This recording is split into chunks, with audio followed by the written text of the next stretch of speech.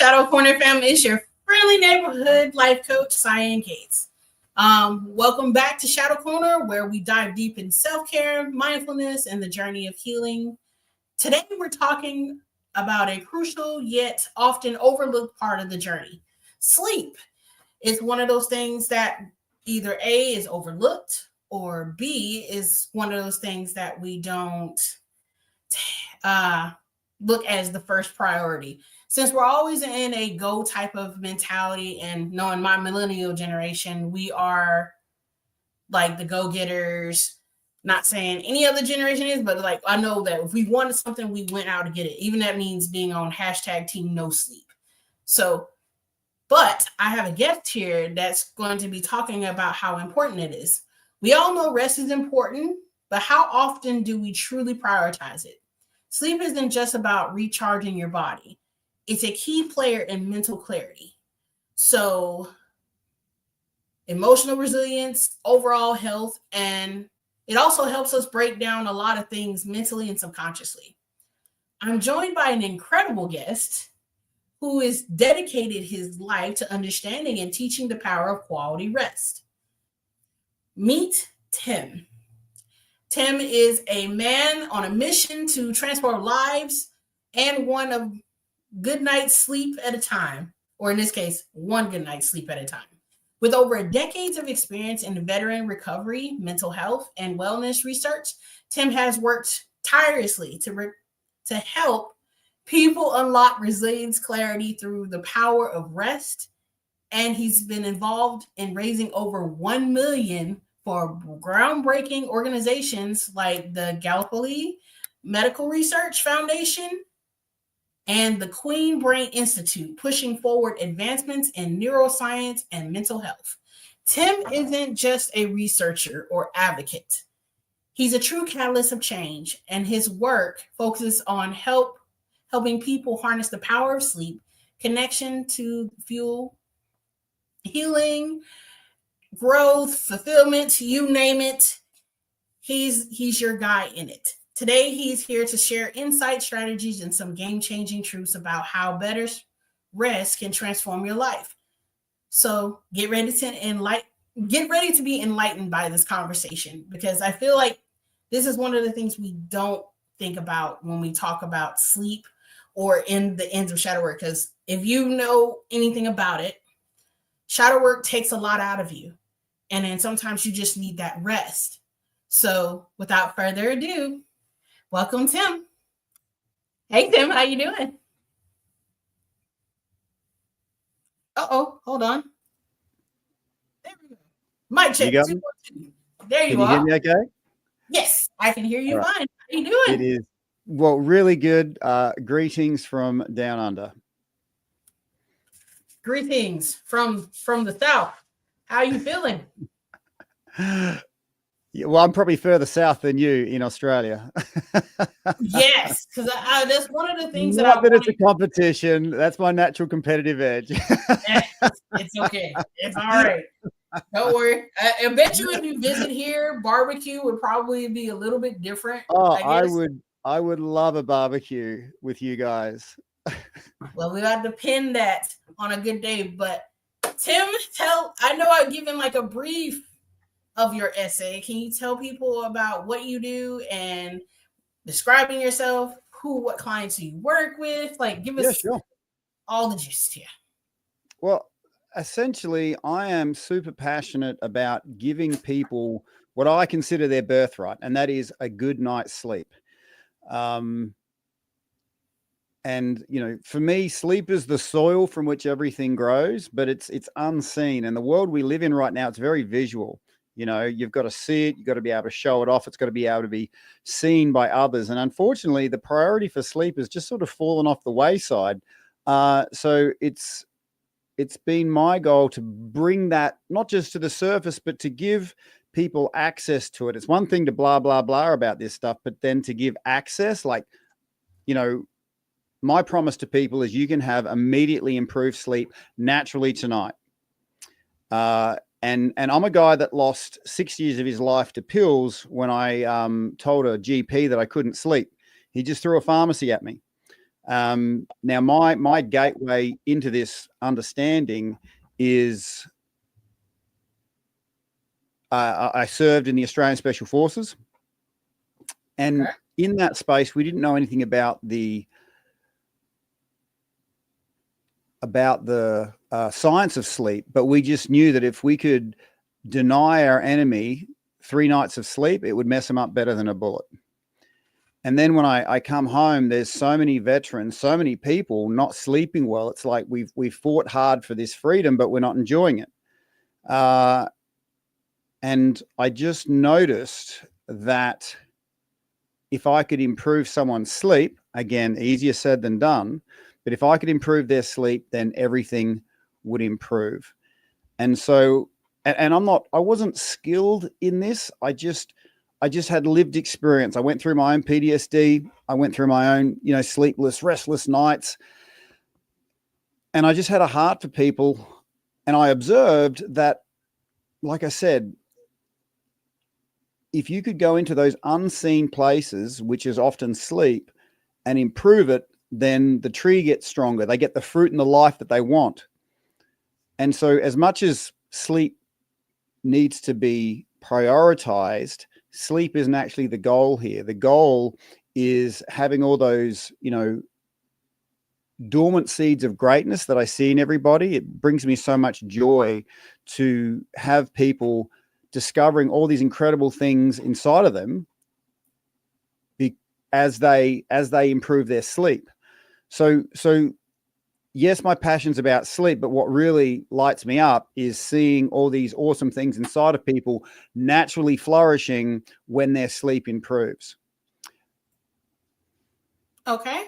So when you talk about, I'm trying to get the right question in mind. So when you talk about it being sleep something that we don't get, I mentioned before, like, if you've ever been to New York, it's the city of no sleep. Yep. We've also become into this now day and age where sleep is an option rather than a priority. And I know many people struggle with sleep and they don't see it as a priority. Why is sleep so crucial for mental, emotional, and physical health? Okay, well, let's talk about the thing that grabs most people's attention, and that's the dollar value. Okay, so here's a fun fact about what it is to not sleep properly. So if I was HR, I would throw the person's resume in the bin. They said they weren't sleeping properly, and here's why. Poor sleep, employees take double the amount of sick days. Double the amount of sick days. And it's not just absenteeism, saying it's presenteeism. Being physically present but mentally unfocused can reduce output by 30%. So if you're looking at a cost in, and also not just that, but there's, workplace accidents are increased with sleep poor people. Simple car accidents, happen as well. So if a worker earns $60,000 a year, lost productivity could cost their employer between $6,000 and $12,000 a year in reduced output. And if you're an entrepreneur, lost productivity could mean stunted growth, missed opportunities, delayed projects. And don't get me started on the emotional side of things. Sleep poor people, it heightens their irritability. It reduces their emotional resilience. And being tired reduces the kind of quality time you can spend. There's less engagement with partners, kids, and friends, and conflict escalation. That's a massive thing when you're sleep poor. People misinterpret your, tired state and react negatively because you're reacting negatively. So there's. Okay, do you see like an open door to more road rage if someone doesn't get any more sleep, or like they're more likely to pop? Okay, in South terms, pop off, that means they're more liable to lash out on other people. than they usually would if they're like fully energized and everything? Well, it's a natural thing when you have low energy or little energy, you only have a small amount of options. More energy equals more options. So I sort of tell people there are two completely different types of people in this world, and they're both you. There's the you that's well rested, can invest in yourself. You know how to create more, because energy is like money. How you invest it is how you get it back. And every dollar you invest in yourself, you get back tenfold. If you had a shares portfolio that if you put $10 in, you'd get $1,000 back from, well, you'd be like, yes, that's exactly what I want to be investing in. Our bodies are the same. They're predictable. And, there's the you that invests in themselves, has more energy, more options. Then there's the you that doesn't invest in themselves. They completely unaware of what food does because they're just running off, there's something. What ends up happening is people get so connected to what they want to do that they lose connection from their own body. And so forward progress to that goal means they're not paying any attention to what's going on in their body. So you can have all sorts of crazy stuff happening to your body. You can be sleep poor. Your relationships can be going to hell. It might be years since you've even laughed, or even stopped and looked at something beautiful. So sleep is one of those things that all your daytime imbalances tend to show up in. Like you can say, look, I'm killing it. Everything's fine. But then at nighttime, there's a part of you saying, you're kidding nobody. You're out of balance. And so that again is one of the reasons why I'm so passionate about sleep, because it's a real chance to get deep healing. Because another fun fact of data is sleep poor people have a 200 to 300% increase in mental health issues. 200 to 300% increased mental health issues. And I kind of think that in the right environment, anything grows, both good and bad. So we've all got stuff in our head, but if we create an environment that the bad stuff can grow, well, guess what's going to grow? And this is what poor sleep does. And I will say this, because this is where a lot of people get lost. This country was made great by people pushing themselves. There is a time and a place to go hard, burn the candle at both ends, right. Sleep when you're dead. There is a time and a place, but that's usually about a season. Okay. And then you've got to start, instead of burning the candle at both ends, you put wax back on. So the way I describe performance minded people is think of your performance like a pyramid. The top of the pyramid, you're hitting your goals, hitting your targets, making bank, achieving what you want to achieve. And then the bottom of the pyramid is your rest, recovery, healing art forms. And people that master those healing art forms are the ones that have higher peaks for longer. If you do what most people do, power on, sleep when you're dead, you can still do that. But people start saying things like, oh, you're over the hill at 30. You're definitely over the hill at 40. Oh, forget about it when you're 50. Because that is true if you're not resting, recovering, recycling your energy. Okay, so what the other analogy I use is what would happen if you never charged your phone?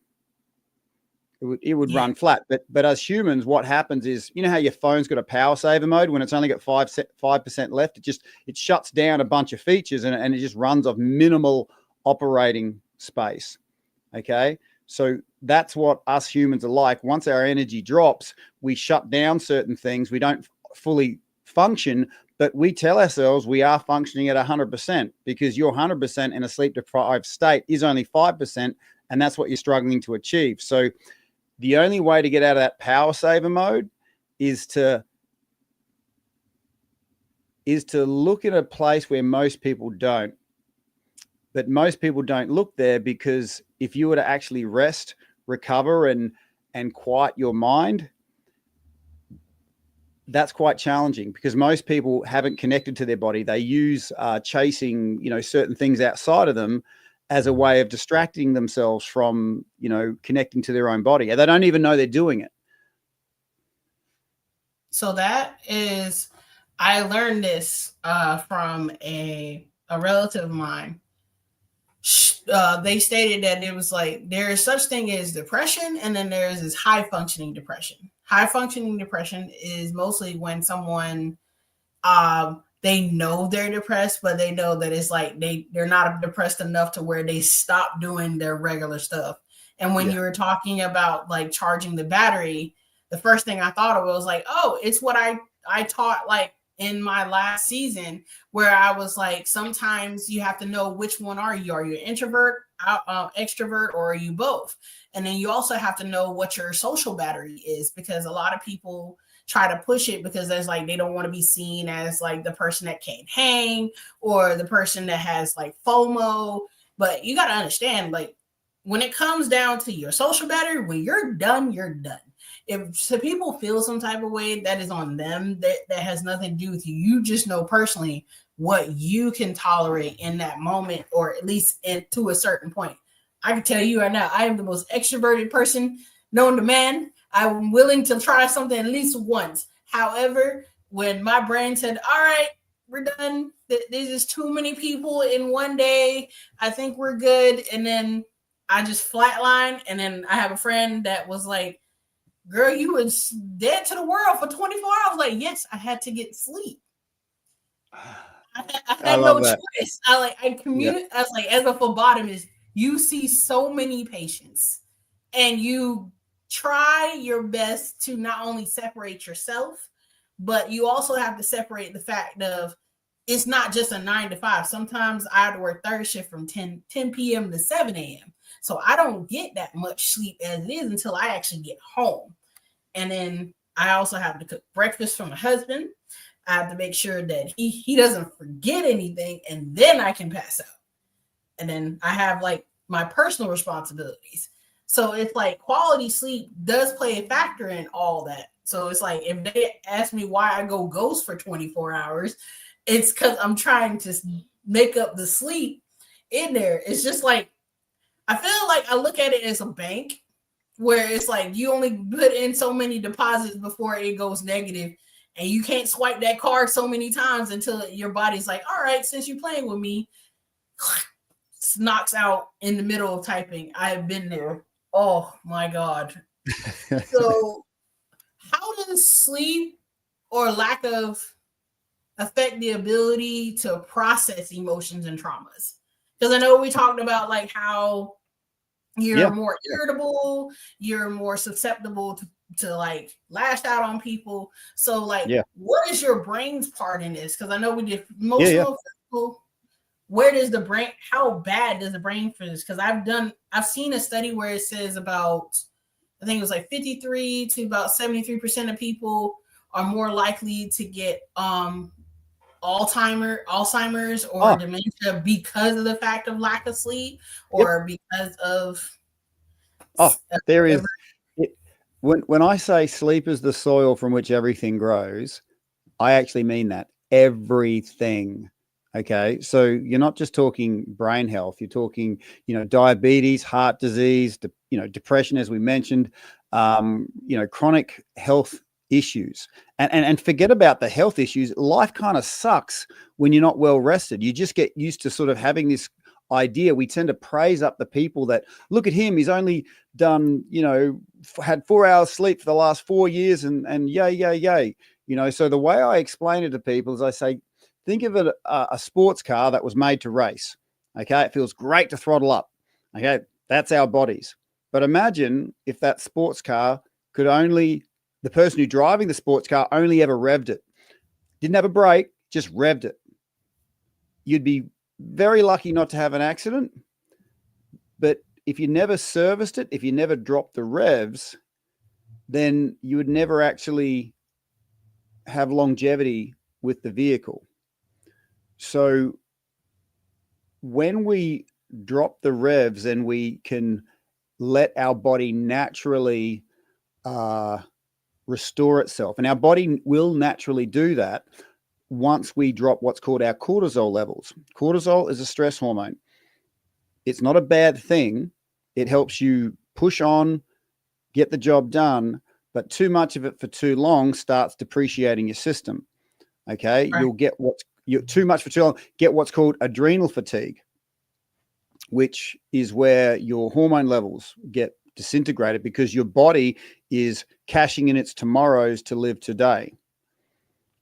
But if you want to talk specific brain health, what happens is when you sleep, your spinal fluid actually goes up into your brain and basically cleans it out and gives your brain an opportunity to get rid of all the toxins.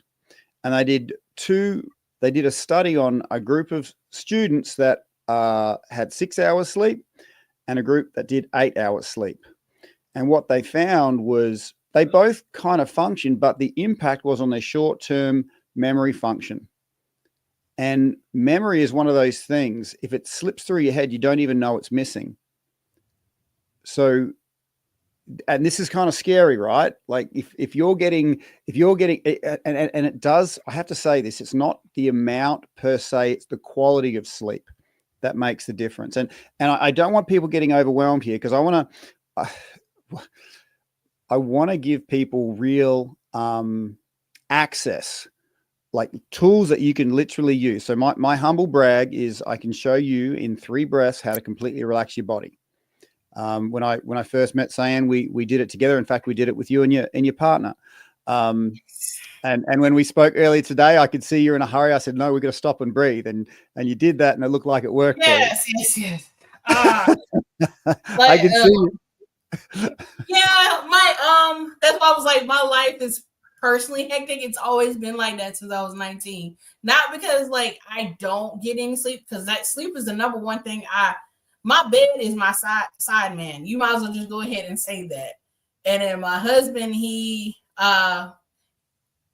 gets sleep, but being of ex-military, they sleep when they sleep. So it's like he still gets enough sleep, but at the same time, I feel like sometimes it's not enough for him. And then it becomes where sometimes if I tell him something, he'll forget it. Not intentionally, but because of the fact that he'd probably woke up in the middle of the night, didn't tell me, and then because he didn't want to wake me, and then he'll try to go right back to sleep, or he'll take a melatonin and then he's out for the count until the next morning.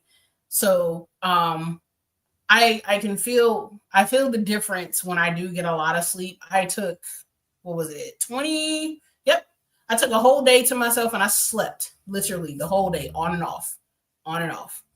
And it's like my body is like, I'm used to just going everywhere. Why am I not going everywhere? This feels nice. I want to relax in. And I'm like, wait. Is it okay for me to relax in like this? I don't know.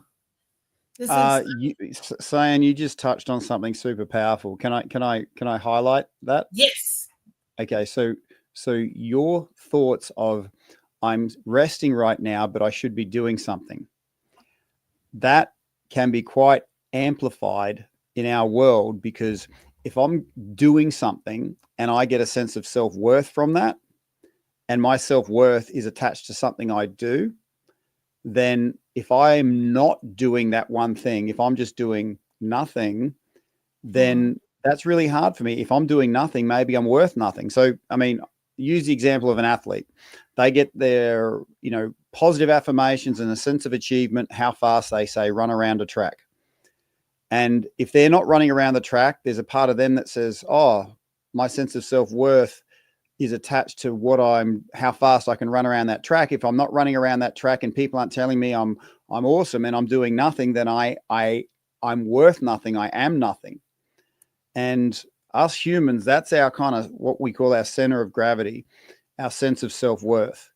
And so resting, doing nothing, sleeping isn't hard mechanically to do. What's hard is if you tell yourself that I get a sense of well-being and self-worth from something I do, to stop doing that thing, it gives us this sense that, oh, maybe I'm nothing if I'm doing nothing. And the only way I could get around that, Cyan, was treating the days I did nothing, I called them bow days. So like bow and arrow. Mm-hmm. So if you want to hit a target, and I love hitting targets, the arrow actually has to go away from the target to create momentum. So Right. when I'm resting and doing nothing, I'm like, and my head goes, no, I want to do. I'm like, no, Tim, this is you creating momentum. Let yourself sit in this moment. And so on Sundays, I have what's called super slow Sundays, where if it takes me 5 seconds to walk across a room, I'll take 30 seconds. Try it. It's a free little thing and it'll blow your mind, because we're so used to going at a certain speed that we realize that we're thinking about the next thing to do and moving our body to that place. We're not actually in our bodies as we move. Okay. And so if you've ever had the experience of being with somebody and they're with you physically, but they're somewhere else mentally, we can be that to ourselves. We can always have our minds somewhere else and our body's still trying to catch up. And so one day a week for me, super slow Sunday, I will do everything super slow. If it takes me 2 minutes to cut up carrots, I'll take 10 minutes. And it does kind of blow your mind, but eventually your mind and body start connecting. And for the other six days, you've got so much more momentum to make the impact you want to impact. But there was a time, like I said, I was in a pretty high tempo part of the military, and we worked hard. We cashed in our tomorrows to live today. And when I got out, I was in adrenal fatigue. I didn't know it, but they diagnosed it as PTSD. It wasn't PTSD, it was adrenal fatigue. And I took all sorts of pills, but it wasn't until I went to an endocrinologist and he explained it to me. He says, Tim, cortisol's good, but too much for too long will drive your hormones into the dirt. And us guys, if you ask us, is testosterone important? We'll say yes. But if you ask them, well, when's the last time you had a testosterone test? We'll go, never. So what this endocrinologist did was get me out of adrenal fatigue with the right sort of, supplementation and measurement. So what I'm trying to share here is I could have been locked into this state of fatigue my whole life. That grumpy middle-aged man that just becomes a grumpier old man. That could have been me, and it wasn't until I discovered the power of breath work to actually connect me back into my body in a gentle way. And in that, my peace became my power, because then my body could self-regenerate, heal itself. And I could, I'm without bragging, I'm still throwing down with my 20-year-old son at the gym. I'm still, doing, wrestling classes with 20-year-olds, because I've managed the art form, and I'm over 50. I've managed the art form of the bottom of the pyramid activities: rest, recovery, healing, and then performing at the top. And as I age, I can still perform high, but I just need to widen the bottom. Does that make sense? No, it does. And what was my brain going for? Okay, so I get that. That's why I try to take time out on Sundays and Mondays. I absolutely do nothing. And I try to make sure that I don't have anything scheduled. I don't have any recordings or anything. It's just me, myself for 2 whole days. And my husband was looking like, you good? How was your day? I was like, it was good. I did nothing but play video games all day and just and sleep. That is it. That is pretty much it. And he's like, oh, okay. Did you eat? Well, see, I did. And then I didn't, because I haven't got up for the second meal yet. So, but I try to preach that as well, like having me time. And again, like I said, I know that we're in a society right now where it's like hustle hard, sleep when you're dead type situation ends up being a thing, and we're built on that. But I always point to the North Star of, when is it going to be enough for you to be able to take time for yourself? When is it going to be enough until you take time for yourself? Like when you get to the hospital, or when you like face planted? Like I remember like my first couple of weeks in college, and I was trying to keep up with my classmates. I ended up finding myself with my hands on my keyboard and my head cocked back, because I was so tired. Because it's like it was an 8-page paper that was due in 2 days, and I didn't want to look at it. So it's like me trying to stay up for an extra 4 hours to do that paper, make sure I turned it in early. That way I can have more time for me.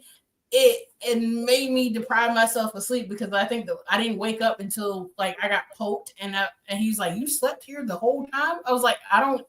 Where am I?" He's like, "I took your laptop. That's I so closed funny. it." He's like, "I took your laptop. I closed it. I put it next to you, and I put a blanket on you because obviously you wouldn't go move.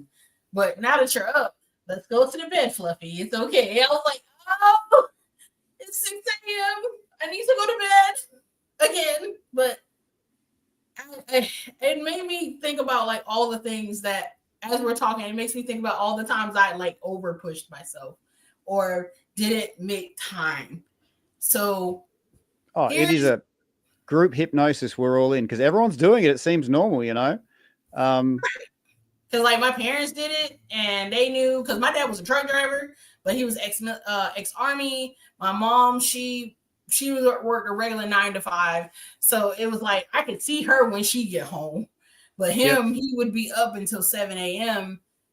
and then not come home until like maybe the next day or maybe like the next week because of whatever route that he had.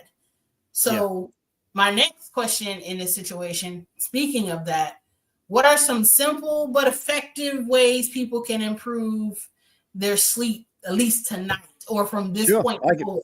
Well,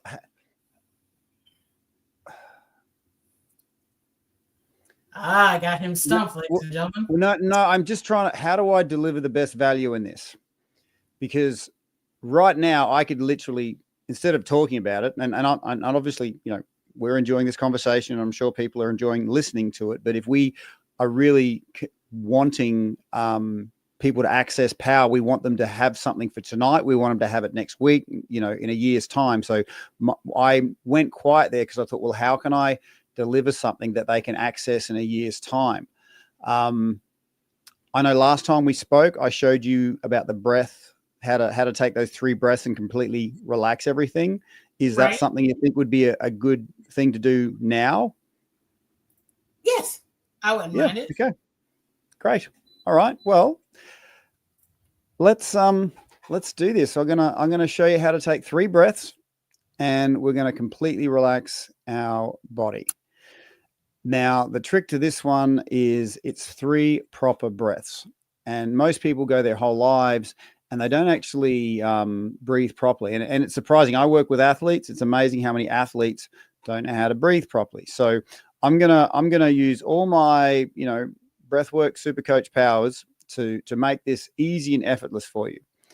But because this is something new, I have to ask 3 questions of yourself and all those people listening.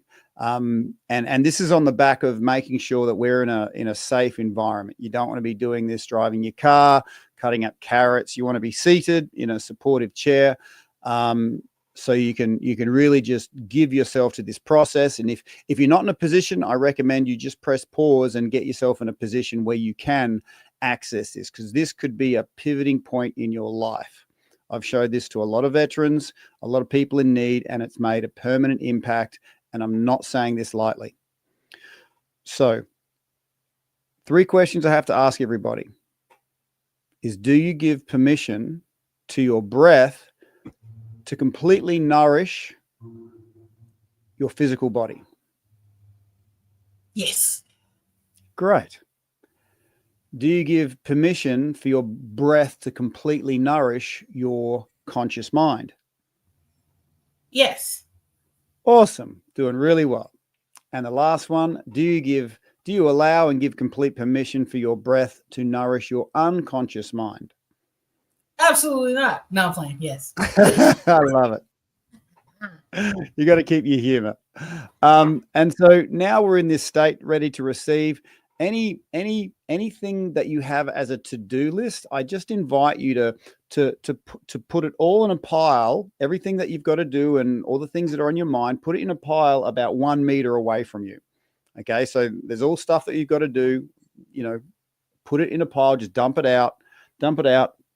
Picture it, all of the stuff that you're concerned about in a pile about 1 meter away. Okay. And once you see that, push that pile 10 meters away.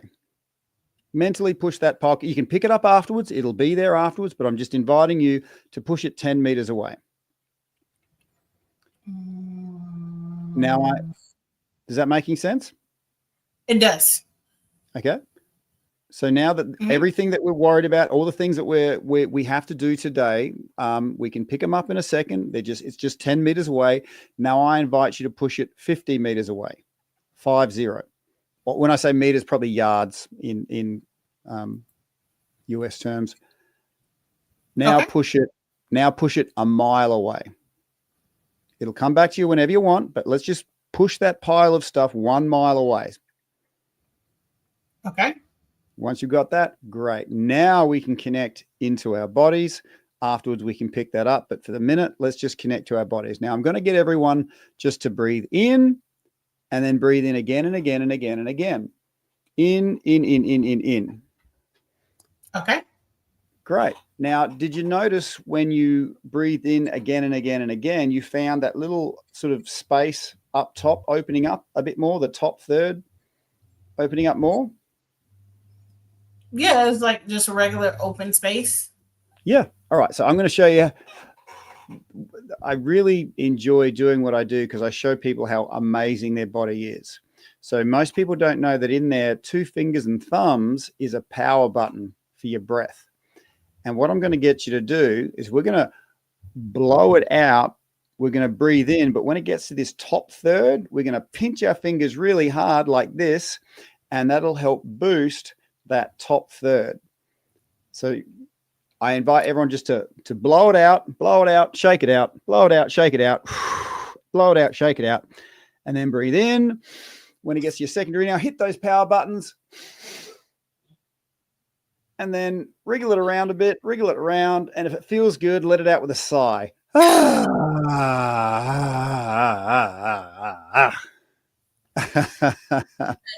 the hold. I feel just like shoulders. Yep. All right. Woo! Now, at this point, most people's teeth are showing because there's a certain joy in breathing properly. Who knew, right? This is the wondrousness that our lungs have for us. And you did really well then, because when you hit your power buttons, you sort of pulled your hands back and you raised your chin. And that's what we're going to do next. Okay. We're going to, as we hit these things, we're going to look up and lean back, raising up to hold it even more. And then we're going to hold it. We're going to wriggle it, open up that space. And if it feels good, let it out with a sigh. All right. So let's, you ready for this? Blowing it out, blow it out, shake it out, blow it out, shake it out. Blow it out, shake it out, out. Once it goes out, go out some more. Then start breathing in through your nose. Hit those power buttons, raise that chin, look up, lean back, open, hold it, wriggle it. Feel how wonderful it is to open up that chest. Open. And when you can't stop it, let out that wonderful sigh.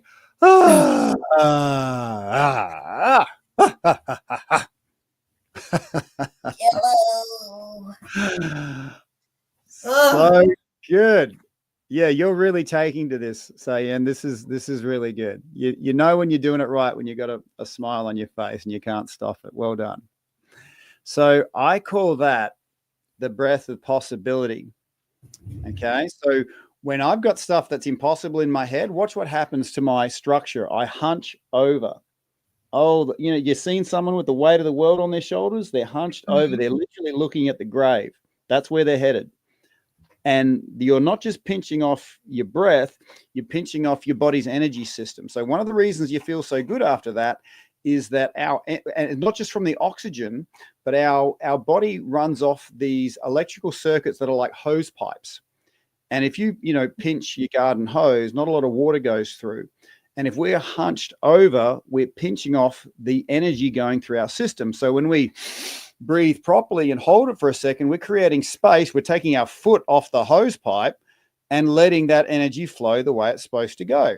Isn't that amazing? Aren't we made incredible? Now, if you just took this for the rest of your life, that would be permanent power. So these little buttons here, I travel around with them. This is my traveling medicine button. Okay, you ever been in a hospital where some people have that methadone button where they're in pain, they can hit a button? Well, Yes. in public, if I'm human, if something's annoying me, if I'm waiting too long in a queue, I will discreetly hold it, wriggle it around, let it go through my system, and and that energy naturally goes to those places that I need to relax. And I'm like, oh, okay, I can sit with that. Okay, so as you kick around, if something feels impossible, make it possible with your breath of possibility. And we're going to do this one last time, but if everyone sort of sees my nose, see I'm sort of wriggling it, kind of funny. Behind.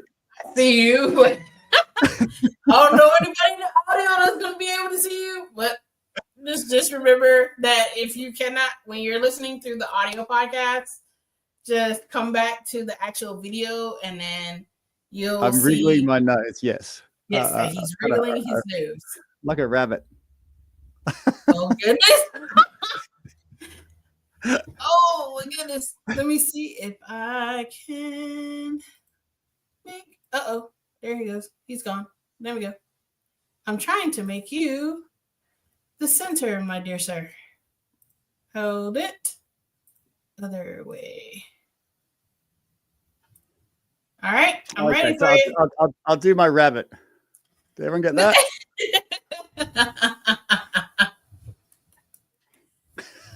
Oh my goodness. I've never done that before, by the way. That is a Shadow Corner special. Hey, listen, we will take it. Well, look, and here's what happens. Okay, when you start breathing properly, people just start laughing. You literally do the things that you do if you drank alcohol. You laugh at stupid stuff, you connect, you got less inhibitions. Okay, so people wonder why I do 2 hours of breath work a day. I'm like, it feels amazing. It makes me live longer, and you're kind of getting high for your own supply. There's no downside to this. So what I'm trying to get here with the rabbit, we got lost in the rabbit impersonation. You have to pay extra for Oh my God. I love this. Pay extra if you want the rabbits. Okay. So behind our noses, we have sinus cavities. Okay. And those sinus cavities are about the size of a walnut. And one thing my coach used to teach me when I was a professional fighter was that before you do a combination, do a rapid snort as rapidly as you can through your nose, because that would pull air over your sinuses straight into your brain. And you could be more mentally sharper. Now, whether that was based in science or not, I don't know. But what I do know is it worked in combat. So what we're going to do now is the same breath, but we're going to have our mouth closed and we're going to double the speed of inhale. So try and snort it through your nose as much as possible. So when you hit the power buttons, you're really flaring those nostrils and trying to suck it through the back of your head, and notice the energetic interaction that happens. Cool. Cool. All right. Okay, so with your power buttons, just shake it out, blow it out, shake it out, blow it out, shake it out, blow it out, shake it out. Start breathing in, have your power buttons ready, quick, twice as fast. Hold it, wriggle it, feel that energy naturally flowing through your system. Feel your chest opening like a flower. Feel the warm sun on that flower. And when it feels good and you can't stop it, let out a really big sigh. How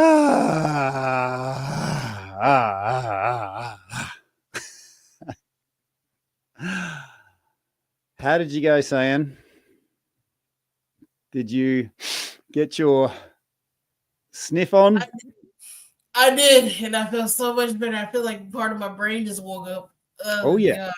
So this is you are mechanically hacking your body right now. Okay. Meditations is thoughts controlling thoughts. That's not always possible, at least in my experience. This is a mechanical override. And this is where those little pinch of the finger and snort through the nose, like you're trying to. So if I get an intrusive thought, I'll sniff it out the way. Instead of trying to blow a fly off your food, you're sniffing a thought out of your head. Does that make sense? It does. You're sucking the air out through your brain to blow the flies off your brain. There you go. Go away, fly. I'm here for it. So The next thing I want to say is, are there any specific so what routines or practice? I know we have our breathwork practice. So outside of that, what are routines that we should adapt Sure. when we Okay. are starting with this? Because I was like, I know that this works because I've done it several times and my brain automatically feels like the dust is cleared. And I know that for some people, the practice is one thing. So how do I incorporate this in my daily life? Maybe if I don't have 2 hours, That what about is the key. 15 minutes? That is the key. Okay. So if I believe in micro habits, the small things that are easy and effortless you do done regularly has an accumulation, has almost like a compound interest. And most people are tired because they've already got enough on their plate. Okay. So the idea is to place these micro habits exactly when you need it. So I actually created a resource called Breathwork in Bed that you just tell it when you want to sleep, when you want to wake up, and it just falls out of your phone when you need it. You literally hit that notification and press play. And you only need, I mean, the tracks go for up to, 40, 50 minutes, but most people fall asleep in the first 5 minutes of breathing because that's how rapidly our body responds to breathing. So that little breath work exercise we did, you had a small little taste of it. And that's actually only half of it. That's the breath of possibility. I'll leave a little link that you can watch that'll turn that breath of possibility into the breath of peace. And that is super, super powerful. So I'll put a link in the show notes so you can turn the breath of possibility into the breath of peace, because your body responds really, really well to regular sleep times. So that's why we ask, when do you want to sleep? When do you want to wake up? So you can have that discipline of going to sleep regularly, waking up regularly, and exposing your whole system to this breath work, which literally kicks out your intrusive thoughts, alkalizes your neural pathways, and creates anti-inflammation through the body. And that is super powerful because I'm a guy with chronic injuries, a lot of injuries post service in the army. And I'm cautious when I say this because I don't want anyone throwing out their pills straight away. But I was able to wean myself off all the drugs they gave me with breath work. So one of the reasons I do probably a little more breath work than most is that's me managing my injuries. So instead of being laid up 3 weeks out of 4 due to, no cartilage in my lower back, I take the time to do breath work each day because that then creates the anti-inflammation for me to function and have the lifestyle that I want. So regularity in your sleeping. And again, this is why I made breath work in bed. People are busy enough. So once you tell it when you sleep, when you wake, we take care of the rest. Okay, so I'm glad that you mentioned that because that was going to be the next question. What are your thoughts on sleep aids like melatonin or natural stuff? Like, I like to drink tea at night. Usually, it's an herb called Melissa.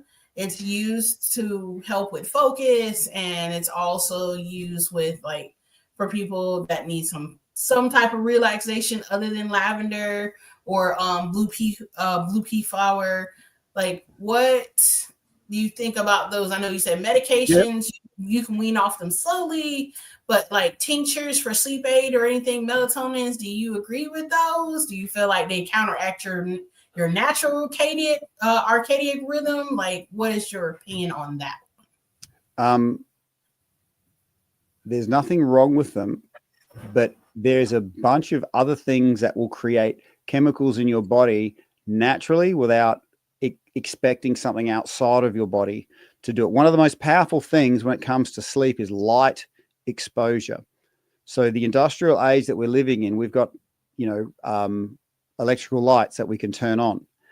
And if people ask me the number one thing you can do to improve your sleep, outside of breath work, is light exposure.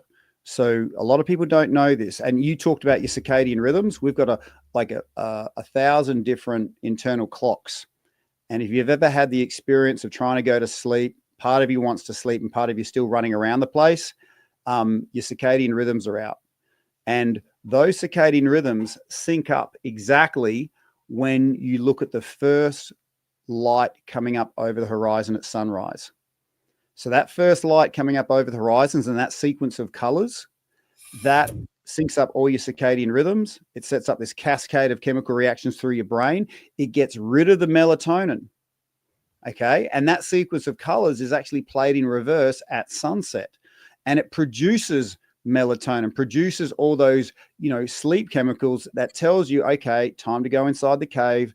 It's okay to be with my loved ones. I can go to sleep. So the way nature has light exposure, the colors of sunrise, the colors of sunset, we produce our own chemicals, and light on your skin, like naked light, not even through a window, but naked light on your skin, super, super powerful. So yes, you can play around with all these things, but if you can, and I'm very careful because like I said, most people are tired because they're already doing enough. So I'm very careful to sort of overburden people. But what I'm trying to start is a sense of, oh, that felt good. I'll have more, please. Something small that felt good. I'll have more, please. So you might start with 5 or 10 minutes of breath work going to sleep. Oh, that felt really good. And my day's even better because I'm sleeping better. Well, I'll do breath work getting out of bed too. Oh, that felt good. And then it starts, these micro habits start stacking. And then they'll go, you know what, I might try breath work as the sun rises. So I'm sort of, I don't know what my neighbors think of me, but I'm up on my roof each morning breathing as that sun comes up. So my eyes can see the first light and my skin can absorb the energy that first light gives me. And I do the same at sunset. So there's nothing wrong with trying stuff, but just know it's free if you take the time to do it for yourself, if that makes sense. It does. There is an app for anybody that's listening. His app is also on Apple and Google. So if you would like it, I can I'll link it in the show notes. But there's also another app called Finch. So Finch is something that a friend of mine got me to. Is basically you're taking care of a little penguin. They are whoever you want to name them, and they help you in trying to think about yourself and self-worth. And like, it's basically, if you have a list of goals, the Finch will allow you to list these goals and check them off when you're first thing in the morning. So, and it also, when you open the app every day, it gives you quotes like this one for today. It says, I start every day with a clean slate. So, and then from down at the bottom, it's very bright for you guys, but down at the bottom, it'll say rating like how you're feeling. So after you've rated how you felt, there is a whole list that you can make for yourself on your to-do list. And every time you check one off, you get heart points. Now, I know there's a lot of people that probably doesn't want another to-do list, but this is something where you personally can use it as a tool for you to get your self-care stuff out of the way. And if you want to, they also have like little mini pets that you can earn. You can earn them by you doing all your daily goals. And then the more you earn, the sooner your egg hatches and the sooner you'll have another mini pet. So that's something that you can contribute to as well. I know that I do it every day, check email, try to take time to breathe. These are things that I do personally every day. So what Tim is saying is true. You really need to prioritize your sleep, prioritize exactly your day and how you're going to run it, but make sure that rest and recovery is the main goal at the end of the day. So if someone is listening right now and is struggling with burnout or trauma or emotional exhaustion, what would be the first step you would recommend to them? I know we breathing like breath work, but what is the first step when they're trying to go down this path of resetting, because it's probably something that you'll have to get more adjusted to, because again, we're in a fast-paced lifestyle, so it's not like we can automatically turn it off. So yeah, what well, would be your and first step? one feeds the other. The more sleep deprived you are, the more cortisol you have, the more you hold that in your system, and it becomes normal. And it almost becomes part of your identity. Like, I've been this way for so long, it's kind of who I am. So to give that part of you up that is always sees yourself, if you're an athlete, always running around the track, then who the hell am I if I'm not running around the track? And you're so unfamiliar with that part of you. You've only ever known the person that's at the top of the pyramid. And if you, and at the top of the pyramid, people often look at those people who are at the bottom of the pyramid and go, look at those lazy people. All they do is sit around and relax. They're not doing anything. And then the people at the bottom, very different personality type, they go, look at those guys at the top. They're working so hard, they're not even enjoying what they have. Okay. So giving yourself permission to almost be a different person. So remember that little thing I said, put all your stuff in a pile, move it 5 meters away, 10 meters away. That was just allowing you to almost be a different person, because the amount of stuff that we can carry often defines us as person. Like, oh, I'm so busy, got so much on, or a guy, especially how much shit I can handle without flinching, how much I can destroy myself I wear it like a badge of honor. So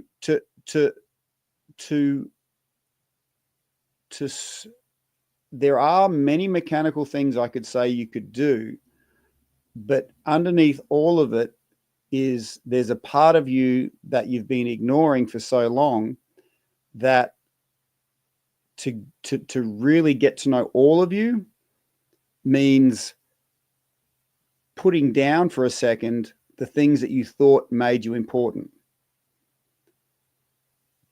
So I could say, go see an endocrinologist, get your hormones balanced, reduce your cortisol, get your hormones balanced, get a script for this or that.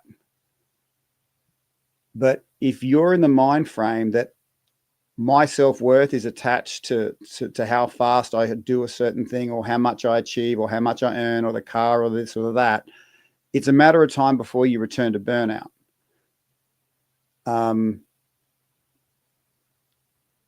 If I could speak to people in that place, make sleep your new performance standard, and try it for like a month and notice the impact of it. All of a sudden, you're achieving all these things that you were trying so hard for. And if like I said, if someone, the biggest shifts I've found, I mean, like I said, I've mentioned breath work, and I've got online tools for that, but that sunrise and sunset, you will find the biggest shifts, and it's an accumulative thing, seeing those sequence of colors when you wake up, and right now in Australia, in Queensland, we don't have daylight saving. So I have to get up sometimes at 4:30 a.m. to see the sunrise. And the days are longer. It's like 14-hour days, and I work more while there's more daylight. But then in the wintertime, I'll deliberately work less. Okay, but we seem to think that we can break the natural cycle of work-rest ratio and have no consequence. When I was out of balance, I just didn't know why at the end of the day I had to drink so much beer before I could speak to my then wife. So you just have to understand, if you're not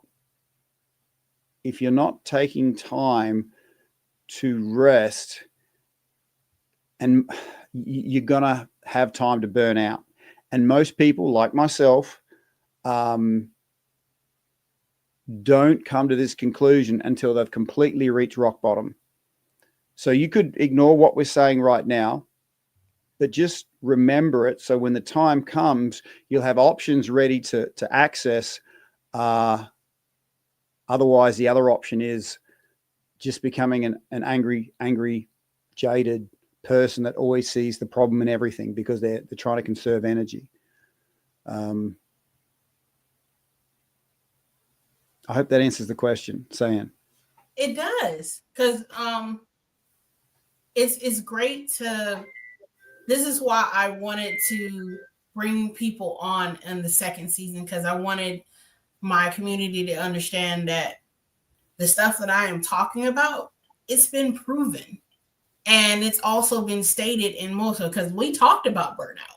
It was during the time that I was at a burnout because I was at the peak of building my business. I bought an office. I was able to like work consciously. But my problem is that by me working school, building my business and everything else, it cost me a lot of time with people and time with friends. It also cost me time with myself, sometimes with my significant other, but he knew why. Even though he knew why I was pushing so hard, because I was trying to get out of the 9 to 5, because as most of my friends know, I'm a free spirit. I don't like to be held down. I don't like to have to, I understand like you have to answer to someone. You like to create your own structure. Yeah, I like to create not be a part of someone else's structure. Yeah. And I have a little bit of ADHD, so it's like I can't just be doing the same thing all the time. So It's like when I was building my business, that's when it became, okay, so a lot of things are being affected now. It's not just my personal relationships, it's also my relationship with myself, which also comes with the last question I have for you. And this is the question I ask all my guests.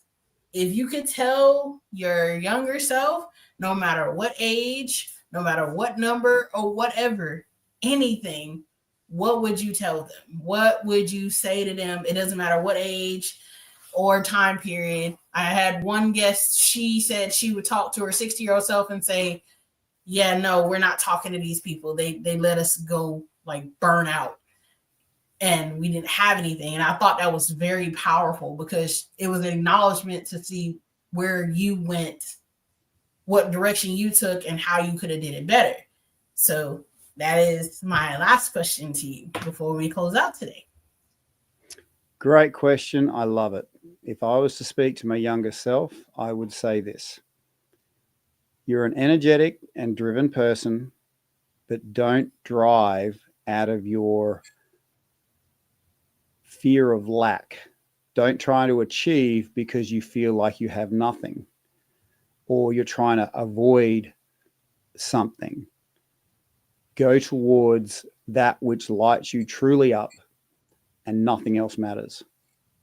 Once you're 100% connected to that, all the things that you've ever been wanting will come to you. That is very powerful. Can you tell everyone how to reach you, how they can connect with you and everything? Very, very easy. 3 words, breathwork, 1 word, in bed. You can literally put that into your phone in your app store right now, and you will get a good night's sleep tonight. And we're giving away 28 days of free breathwork, so it won't cost you anything. I mean, how much would you pay for a good night's sleep? But the first 28 days, free. We're giving that away, breathwork in bed. If you just search up breathwork in bed on the socials, you'll find me. Obviously, we've got a website, and I will include those links in the show notes. I'll also encourage everybody, I'll give the first 20 clicks, I'll give my audiobook away, and I'll include a little video for that breath of peace, which goes into the breath of possibility. So if you like that breath of possibility, you're going to love the breath of peace. My gift to you. Thank you so much, Tim, for stopping by. We really appreciate it. We've learned a lot today, and we will be seeing you soon at another time, right? I can't wait to do my mouth impression again. Can't wait either. It's going to be awesome because I'm putting you. I'm processing in my brain where we're going to go ahead and do another episode, but we will see you another time. Thank you so much. No problem at all. All right, everybody. So as we wrap up this lovely Shadow Corner episode, I hope you got a deeper insight on what sleep is. Like I said in the episode and before season, burnout was an understatement of what I was. And I knew that I had to do something not only for myself but others, because it affected everything around me. You may feel like you're able to balance this big plate with a lot of things, possibilities, goals, and everything else. But at some point in time, something's going to fall off the plate to be added to someone else's. So in order to be your best and be able to strive for what you want, you're going to have to start looking at the smaller things as priorities. That means sometimes getting more sleep than the most person. Even if you have people in your ear that says, hey, you're sleeping too much, maybe you need to get out and do something. Sometimes that 24 hours does work because, your girl came back ready to conquer the world in all its glory. So I hope that by you actually listening to Tim and doing his exercises, that you're able to, I'm trying to get the right words, that you're able to apply them, be able to walk out and be the best you, and then most importantly, that you're able to continue to be awesome like you are. No one should ever ask you to change, but you should want to change for yourself. So without further ado, we are out of here, and I will see you on the next episode. See you next time.